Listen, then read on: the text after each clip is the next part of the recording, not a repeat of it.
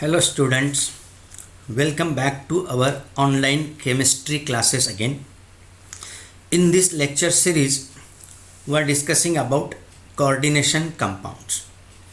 We know coordination compounds contain central metal ion and ligands are around this metal ion. And this metal ligand bonding in coordination compounds has been described by valence bond theory. Now this valence bond theory is totally based on hybridization concept. We know this hybridization concept is totally hypothetical. The hybrid orbitals neither exist nor can be detected spectrochemically. But these orbitals are very helpful to describe the structure of coordination compounds. So first we are going to discuss the steps involved in describing bonding in coordination compounds using this theory. So we'll discuss the steps one by one. The first step, metal ion provides vacant d orbitals for formation of coordinate bonds with ligands. We know most of the coordinate compounds contain central metal atom from D block. आपण बघितलं जेव्हा coordinate complex तयार होतो त्याच्यामध्ये maximum coordinate कंपाउंड्समध्ये central metal atom हा D ब्लॉकमधला असतो आणि डी ब्लॉक एलिमेंट्समध्ये व्हॅकंट डी ऑर्बिटल्स असतात जे हायब्रिडायझेशन प्रोसेसमध्ये पार्टिसिपेट होतात. Second step, the vacant d orbitals along with s and p orbitals of the metal ion take part in hybridization. तर हायब्रिडायझेशन प्रोसेसमध्ये कुठले ऑर्बिटल्स पार्टिसिपेट होतात? Vacant d orbitals, s orbital आणि P orbitals असे वेगवेगळे orbitals यांचं mixing and recasting होऊन नवीन hybrid orbitals आपल्याला मिळतात, ज्या प्रोसेसला आपण म्हणतो हायब्रिडायझेशन. म्हणजे vacant d orbitals, s orbital and p orbitals may take part in this process. Third step, the number of vacant hybrid orbitals formed is equal to the number of ligand donor atoms surrounding the metal ion, which equals the coordination number of metal. बघा किती नवीन hybrid orbitals form होतील ते कोण ठरवतं? Number of लिगॅन्ड donor atoms म्हणजेच coordination number. त्या कॉम्प्लेक्सचा जो coordination number असेल तेवढे हायब्रिड ऑर्बिटल्स फॉर्म होतील. आता फॉर एक्झाम्पल जर तुम्ही घेतला CONH36, त्याच्यामध्ये किती लिगॅन्ड डोनर ॲटम्स आहेत? 6. लिगॅन्ड्स का कुठला आहे? Ammonia NH3. 6 ligands are there and hence the central metal atom cobalt will form 6 hybrid orbitals, which is equal to its coordination number. Next step is overlap between the vacant hybrid orbitals of the metal and filled orbitals of the ligand leads to the formation of the metal ligand coordinate bonds.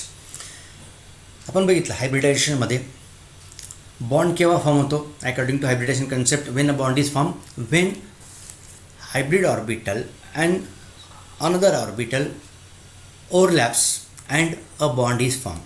In case of coordinate compound, overlap between the vacant hybrid orbital of the metal.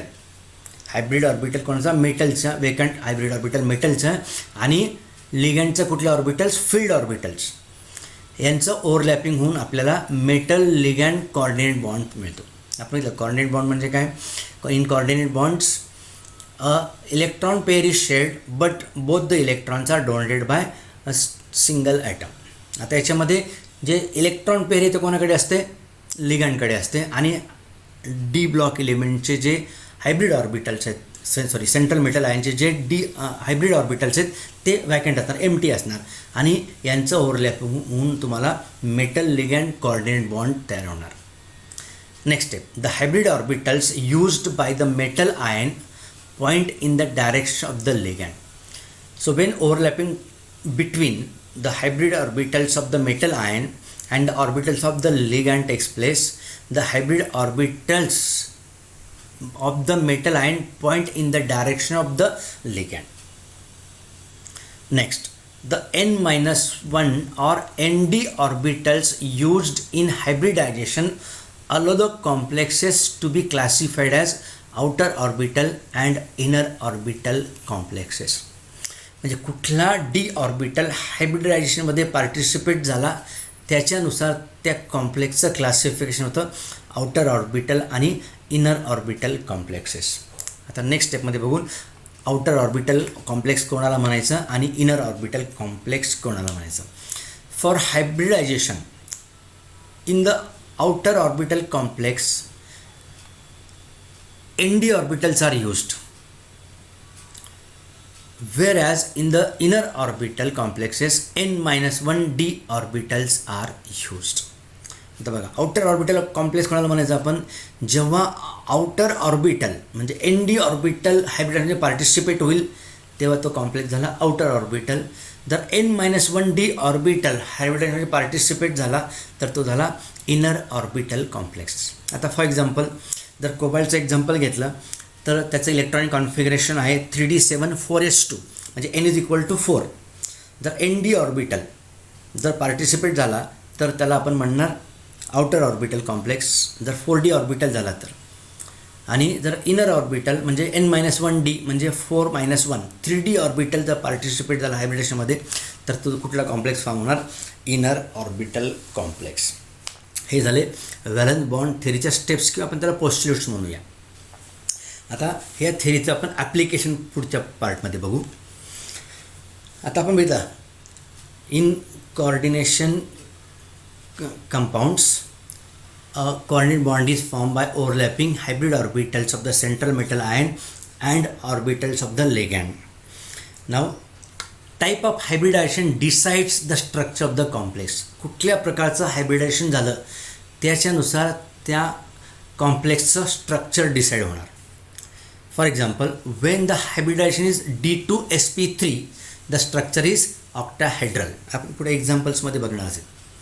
आता steps to understand the metal ligand bonding includes. आता बघा काय काय steps आपण हायब्रिडेशन कन्सेप्टने जेव्हा आपण एखादा coordination complex formation explain करणार तर त्याच्यासाठी कुठल्या स्टेप्स आपल्याला एक्सप्लेन कराव्या लागतील ते आपण बघू. पहिली स्टेप आहे find oxidation state of the central metal ion. आता जो कोऑर्डिनेशन कॉम्प्लेक्स त्याचं जर आपल्याला स्ट्रक्चर कुठलं आहे हायब्रिडेशन कुठलं हे जर बघायचं असेल तर सगळ्यात पहिली स्टेप आपल्याला त्याचा ऑक्सिडेशन नंबर फाइंड आउट करावा लागेल. तो कसा फाइंड आउट करायचा ते आपण आधीच्या लेक्चरमध्ये बघितलेलं आहे. Second step write valence shell electronic configuration of the metal ion. ते पण आपण एक्झाम्पलमध्ये पुढे बघणार असेल. जसं आपण मग अशी एक्झाम्पल सांगितलं कोबाल्टचं आधी व्हॅलन्स शेल इलेक्ट्रॉनिक कॉन्फिगरेशन आपण त्याचं लिहायचं. Then see whether the complex is low spin or high spin. Of course it is applicable only for octahedral complexes. आता लो स्पिन आणि हाय स्पिन म्हणजे काय. आता लो स्पिनमध्ये जर नंबर ऑफ अनपेड इलेक्ट्रॉन्स कमी असतील तर तो लो स्पिन आणि जर अनपेड इलेक्ट्रॉन जास्त असतील तर त्याला आपण म्हणणार high spin complex. From the number of ligands find the number of metal ion orbitals required for bonding. आपण आधी पोस्ट्युलेट्समध्ये बघितले किती ऑर्बिटल्स मेटल आयनचे हायब्रिडायझेशनमध्ये पार्टिसिपेट होतील किंवा किती हायब्रिड ऑर्बिटल्स तयार करणार ते कशावरून ठरणार नंबर ऑफ लिगँड्स. किती लिगँड्स असतील जर 6 लिगँड्स असतील तर 6 हायब्रिड ऑर्बिटल फॉर्म होणं गरजेचं आहे. Then identify the orbitals of the metal ion available for hybridization and the type of hybridization involved. काय identify the orbitals of metal ion available किती ऑर्बिटल्स मेटल आयनचे अवेलेबल आहेत हायब्रिडेशनसाठी आणि कुठल्या टाईपचं हायब्रिडायझेशन तो करतो त्याच्यानुसार त्याचं स्ट्रक्चर डिसाईड होणार. देन त्याचं हायब्रिडायझेशन झाल्यानंतर write the electronic configuration after hybridisation. नंतर इलेक्ट्रॉनिक कॉन्फिगरेशन आपण त्याला आधी आपण लिहिलं व्हॅलन्स इलेक्ट्रॉनिक कॉन्फिगरेशन. नंतर आपण लिहिणार electronic configuration after hybridisation. Then show filling of orbitals after complex formation. मग कॉम्प्लेक्स फॉर्म कसा होता आपण बघितलं हायब्रिड ऑर्बिटल मेटल आयनचे आणि लिगँडचे ऑर्बिटल्स यांचं जेव्हा ओव्हरलॅपिंग होईल तेव्हा कॉम्प्लेक्स फॉर्म होईल आणि हा कॉम्प्लेक्स फॉर्म झाल्यानंतर परत नवीन इलेक्ट्रॉनिक कॉन्फिगरेशन आपल्याला लिहायचं आहे. Determine the number of unpaired electrons and predict magnetic behaviour of the complex. Complex form झाल्यानंतर त्या इलेक्ट्रॉनिक कॉन्फिगरेशन म्हणजे नंतर लिहिणार आहे. कॉम्प्लेक्स फॉर्म झाल्यानंतर त्याच्यामध्ये अनपेड इलेक्ट्रॉन्स किती आहेत किंवा अनपेड इलेक्ट्रॉन्स आहे किंवा नाही त्याच्यानुसार त्याचं मॅग्नेटिक बिहेवियर डिसाईड होणार. आता फॉर एक्झाम्पल तर त्याच्यामध्ये अनपेड इलेक्ट्रॉन्स असतील तर तो कॉम्प्लेक्स झाला पॅरामॅग्नेटिक. जर अनपेड इलेक्ट्रॉन्स नसतील, सगळे पेड असतील, तर तो कॉम्प्लेक्स झाला diamagnetic. So it decides the magnetic behaviour of the complex. आता ह्या सगळ्या स्टेप्स, हे सगळं जे ॲप्लिकेशन आहे आपण वेगवेगळ्या एक्झाम्पल्समध्ये बघणार आहोत. फर्स्ट, आता आपण 2 प्रकारचे कॉम्प्लेक्सेस बघणार आहेत. 3 प्रकारचे, ऑक्टाहेड्रल कॉम्प्लेक्सेस, टेट्राहेड्रल कॉम्प्लेक्सेस आणि स्क्वेअर प्लेनर कॉम्प्लेक्सेस. आता आपण आधी बघणार आहे ऑक्टाहेड्रल कॉम्प्लेक्सेस. त्याचं एक्झाम्पल बघा, CONH3 6+3. आता इट इज लो स्पिन. तो लो स्पिन कसं आपण एक्झाम्पलमध्ये आपण एक्सप्लेनेशनमध्ये बघू. आता पहिली स्टेप आपण बघितलं. पहिल्यांदा आपण कॉम्प्लेक्स आपल्याला दिल्यानंतर त्याचा आधी फर्स्ट काय करणार, calculate oxidation state of cobalt, find out the oxidation state of cobalt. ती किती येते, +3. कशी कॅल्क्युलेट करायचं आपण बघितले, कारण हा NH3 काय न्यूट्रल लिगँड आहे, त्याच्यामुळे हा जो टोटल चार्ज आहे तो फक्त कशाचा आहे, कोबाल्टचा आहे. त्याच्यामुळे ऑक्सिडेशन स्टेट ऑफ कोबाल्ट किती झाली, +3. मग आता हे त्याचं व्हॅलन्शियल इलेक्ट्रॉनिक कॉन्फिगरेशन कुठलंही कोबाल्ट आयनचं आहे. कारण जर कोबाल्ट ॲटम घेतला तर त्याचं 3D7 4s2 येतं. मग 3D7 आणि 4s2 जेव्हा तो CO+3 आयन फॉर्म होतो त्यातले 3 इलेक्ट्रॉन्स जाणार. मग 2 इलेक्ट्रॉन 4sचे गेलेत आणि 1 इलेक्ट्रॉन D ऑर्बिटलमधला गेला, म्हणजे D7मधला 1 इलेक्ट्रॉन गेला. म्हणजे आता किती राहिले, D6. बघा हे 6 इलेक्ट्रॉन्स आहेत, 2 3 4 5 6. सो इलेक्ट्रॉनिक कॉन्फिगरेशन काय आहे त्याचं, बॅलन्स इलेक्ट्रॉनिक कॉन्फिगरेशन आहे आयनचं 3D6 4s0. आता 3D6 हे झालं valence shell electronic configuration. Now this ammonia is strong field ligand, आणि हा स्ट्रॉंग फील्ड असल्यामुळे दिस अमोनिया, दिस लिगँड जेव्हा तो कॉम्प्लेक्स फॉर्म व्हायला जातो तेव्हा हे जे अनपेड इलेक्ट्रॉन्स आहेत हे सगळे पेड झालेले. 6 electrons, number of electrons same, पण याच्यामध्ये हे 2 D ऑर्बिटल्स वॅकंट झालेत.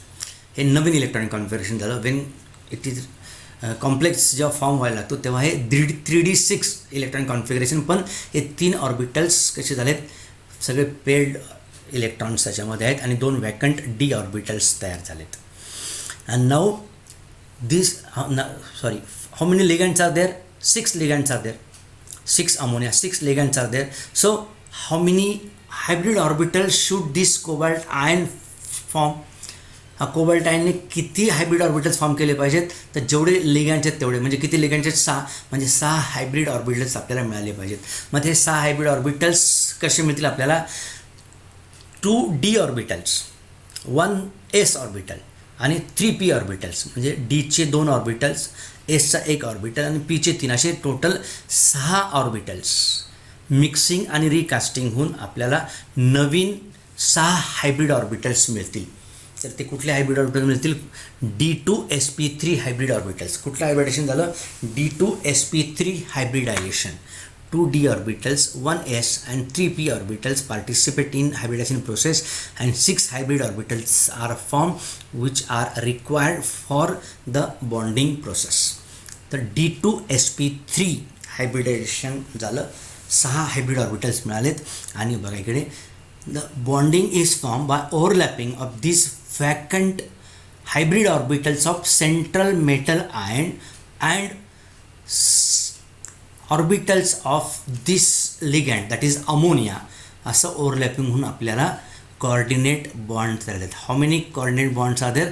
6 coordinate bonds are formed by overlapping this D2sp3 hybrid orbitals of metal ion and ammonia's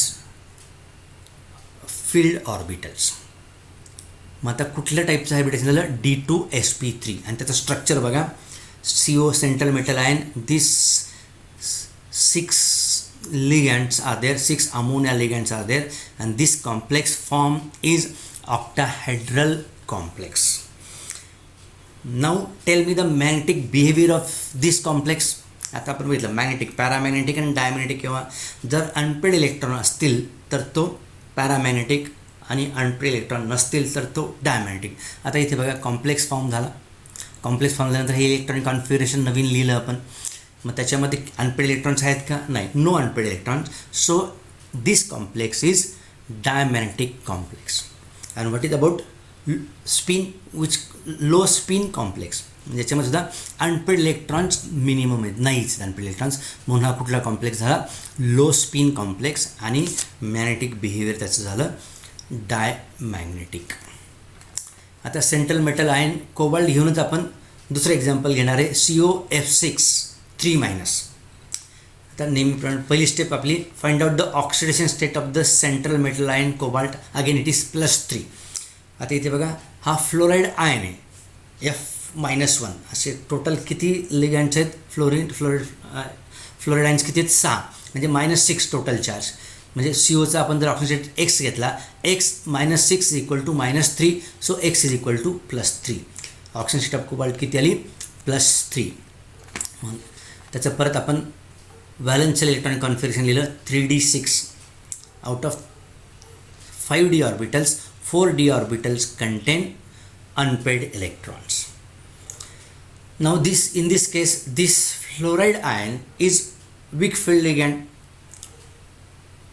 Since it is weak field ligand, these d orbitals, 4d orbitals remains as it is, unpaired d orbitals, but number of ligands are 6. So to form a complex, 6 hybrid orbitals must be there. And how these 6 hybrid orbitals will be formed? By overlapping 4s, means 1s orbital, 3p orbitals and 2d orbitals. मागच्यासारखंच आधी बघा, इथे पण 2d orbitals, 1 s orbital आणि 3p orbitals, 6 ऑर्बिटल्सचं mixing होऊन आपल्याला 6 hybrid orbital मिळाले. इथे पण सेम प्रोसेस आहे, पण फरक काय बघा. In this case 4d orbitals participate in hybridisation, म्हणजे कुठला? ND. 4d orbitals participate in hybridisation, आणि म्हणूनच इलेक्ट्रॉनिक कॉन्फिगरेशन आपण कुठलं हायब्रिडायझेशन लिहिलं? sp3d2. मागाचा होता d2sp3, हा sp3d2. Then 6 hybrid orbitals are form, and this 6 vacant orbitals, hybrid orbitals of the central metal ion overlaps with orbitals of these 6 fluoride ions and a complex is formed. Now this is the electronic configuration after formation of complex sp3d2. Again structure is octahedral. It is octahedral complex. Now what is about spin? It is high spin because it contains maximum number of unpaired electrons. Unpaired electrons are more, so it is high spin. What is about magnetic behavior? Since it contains unpaired electrons, this complex is paramagnetic. बघा दोघांमधला फरक, दोघांमध्ये central metal item same आहे, cobalt आहे, पण फक्त ligand बदलले. हा वीक फील्ड लिगँड आहे, हा स्ट्रॉंग फील्ड लिगँड आहे, आणि याच्यामध्ये स्ट्रक्चर पण सेम आहे, ऑक्टाहेड्रल कॉम्प्लेक्स आहे, पण हा लो स्पिन आहे, हा हाय स्पिन आहे, हा डायमॅग्नेटिक आहे, हा पॅरामॅग्नेटिक आहे. हे झालं ऑक्टाहेड्रल कॉम्प्लेक्सेसबद्दल. दोन्ही प्रकारचे कॉम्प्लेक्स, हा आउटर हा इनर ऑर्बिटल कॉम्प्लेक्स आहे आणि हा आउटर ऑर्बिटल कॉम्प्लेक्स. आता आपण टेट्राहेड्रल कॉम्प्लेक्स बघू. Next example, NiCl4-2. Again, first step, find out the oxidation state of nickel, which is +2 here. 4 chloride ions are there. Each chlorine has -1 charge, and hence oxidation state of nickel is +2. Now write down valential electronic configuration of nickel +2. It is, how many electrons are there? 8. 3d8. That is the valential electronic configuration of nickel. There are 2 d orbitals which contains unpaired electron. Now when this NiCl, now what is the coordination number of this complex? 4. So how many hybrid orbitals should form the central metal ion? 4. So nickel undergo sp3 hybridization, 1s, that is 4s, and 3 p orbital, that is 4p orbitals undergo hybridization process and forms sp3 hybrid orbitals, 4 sp3 hybrid orbitals, and the ligand, that is chloride ion, orbitals of chloride ions overlaps with these vacant hybrid orbitals of nickel and form 4 hybrid bonds with these sp3 hybrid orbitals. And since hybridization is sp3, the geometry of this complex is tetrahedral. sp3 hybridization means the geometry is tetrahedral. Now tell me about magnetic behavior. It contains 2 unpaired electrons and hence this complex is paramagnetic. Then again, central metal ion is same nickel, but which complex is there? NiCN4 minus 2. Find out oxidation state of this nickel, again +2. Same electronic configuration, valence electronic configuration 3d8. But again here this cyanide is strong field ligand. So this, out of these 2 d orbitals which are half filled, 1 d orbital will be completely filled. Now only 1 d orbital is vacant. Now when this nickel form complex with cyanide ion, total number of ligands 4, so it requires again 4 hybrid orbitals to form complex. But in this case, this nickel will not undergo sp3 hybridization, but it undergo dsp2 hybridization. 1d orbital, 1s and 2p orbital undergo hybridization and forms dsp2 hybrid orbitals, 4 dsp2 hybrid orbitals. बघा दोघातला फरक, इथे sp3 hybrid orbitals मिळाले, 4 hybrid orbitals आहेत, इकडे पण 4 hybrid orbitals आहेत, पण इथे 4 sp3 हायब्रिड ऑर्बिटल्स आहेत आणि इकडे 4 dsp2 हायब्रिड ऑर्बिटल्स आहेत. आणि म्हणून याचं स्ट्रक्चर मात्र टेट्राहेड्रल नाही आहे, because it does not undergo sp3 hybridisation, dsp2 hybridisation आहे, म्हणून it forms square planar complex. So it is square planar complex. Type of hybridization dsp2. What is about magnetic behavior? Here no unpaired electron, so it is diamagnetic. NiCl4 paramagnetic, unpaired electrons आहेत, NiCN4 तुमचा diamagnetic आहे, कुठलाही unpaired electron नाही.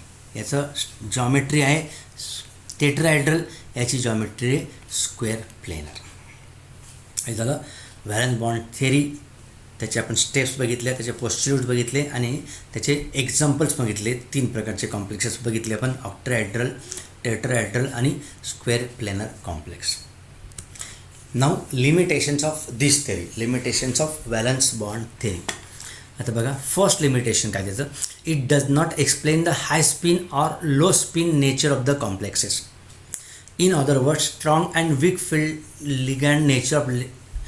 field nature of ligands cannot be distinguished.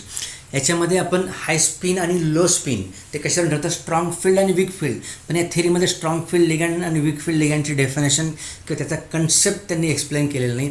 That is one of the limitation. Second, it does not provide any explanation for the colour of coordination compounds. आता बघितलं, most of the coordination compounds are coloured. Why this coordination complexes are coloured could not be explained by this valence bond theory. That is one of the limitation. Then the structure of the complexes predicted from the valence bond theory would not always match necessarily with those determined from the experiments. आपण बघितलं कुठल्या प्रकारचं हायब्रिडेशन झालं, त्याच्यानुसार त्याचं geometry कशी आपण बघितलं, स्क्वेअर प्लेनर आहे, टेट्राहेड्रल आहे का ऑक्टाहेड्रल आहे. But this structure explained by this theory not always match with those determined from the experiments. So these are some limitations of valence bond theory. So we have finished this topic, that is coordination complexes. Thank you.